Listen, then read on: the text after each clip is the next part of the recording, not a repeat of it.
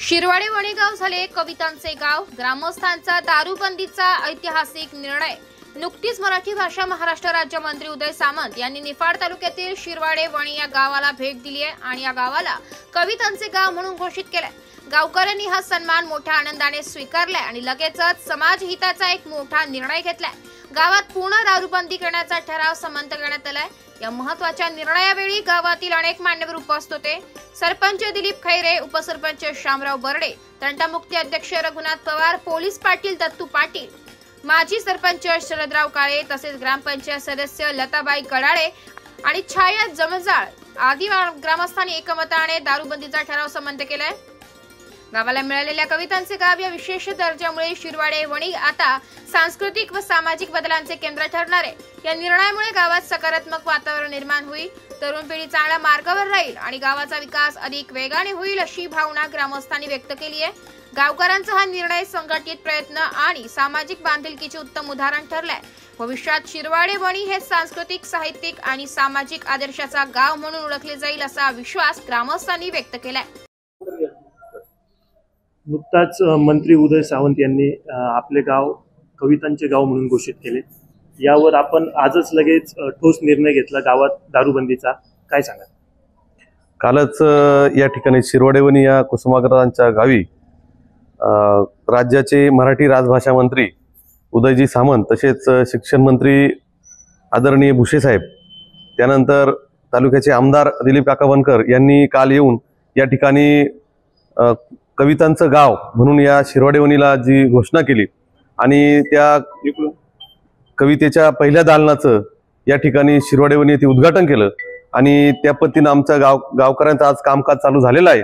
आज प्रथमतः आम्ही पहिल्यांदा ठराव करून गावात दारूबंदी झाली पाहिजे आणि अवैध विक्री बंद झाली पाहिजे आणि जर अवैध विक्री दारू जे चालू असेल तर त्यांच्यावर कठोरात कठोर कार्यवाही झाली पाहिजे। ही आम्ही ग्रामपंचायतच्या सरपंच, तंटामुक्ती अध्यक्ष, पोलीस पाटील आणि सर्व सदस्य, ग्रामस्थ आणि इतर ज्या महिला आहेत त्यांच्या वतीने मी सर्व शासकीय यंत्रणेला सूचित करू इच्छितो की ही दारूबंदी कोणत्या हालतमध्ये गावात झाली पाहिजे। त्यामुळे आता कवितेचं गाव होतंय त्यामुळे दारूबंदी झाली पाहिजे या दृष्टिकोनातून आमचा सर्वांचा प्रयत्न चालू आहे आणि दारूबंदी न झाल्यास कठोरात कठोर आम्हाला निर्णय घ्यावा लागतील आणि हे आम्ही सांगू इच्छितो। आपलं गाव म्हणजे एक सांस्कृतिक वारसा आहे, तो जपण्यासाठी स्थानिक प्रशासनाने आणखी कोणत्या उपाययोजना आखल्या पाहिजेत असे आपणास वाटते? आम्ही आता महिलांची कमिटी तयार करणार आहोत, जेणेकरून जिथं दारू विक्री होत असेल किंवा जे काही अवैध धंदे चालू असतील त्या महिला जाऊन तिथं बघतील किंवा त्याचे फोटो काढतील आणि त्या लोकांना विचारतील, त्यावेळेस प्रशासनाने आम्हाला मदत केली पाहिजे एवढी। मग गेटवरच जर दारूचं दिसतंय तर मग दारूबंदी ही आधी झाली पाहिजे, तेव्हाच आमचं गाव सुधारलं जाईल। आणि महिलांना इतका त्रास आहे की जेणेकरून त्या दिवसभर काम करून येतात आणि दिवसभर काम करून आल्यावर त्यांना घरी संध्याकाळी त्यांनी स्वयंपाक केला की माणसं मारणं, त्यांना ते जे केलेला स्वयंपाक सुद्धा फेकून देतात। मग त्या बायांचा उपयोग काय?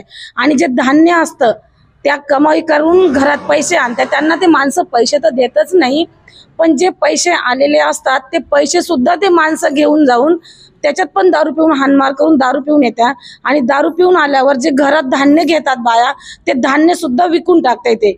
मग अशा माणसाला काहीतरी आम्ही दारू बंद करायला जातो पण ते ऐकते नाही, दारूवाले गेलं का आम्हाला बोलतात। जे इथून मांग जे आपल्या गावात चाललं होतं ते इथून पुढे नाही चाललं पाहिजे।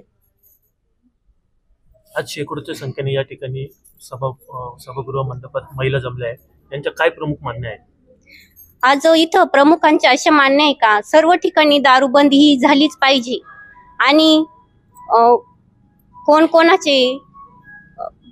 कोणाचे मुलं बिन लग्नाचे राहिलेले दारूमुळेच आणि कोणाचे संसार उद्ध्वस्त झालेले दारूमुळेच आणि कोणाचे आईबाप त्रस्त आहे ते फक्त दारूमुळेच, ते सुद्धा सर्व प्रकारे बंद झालं पाहिजे।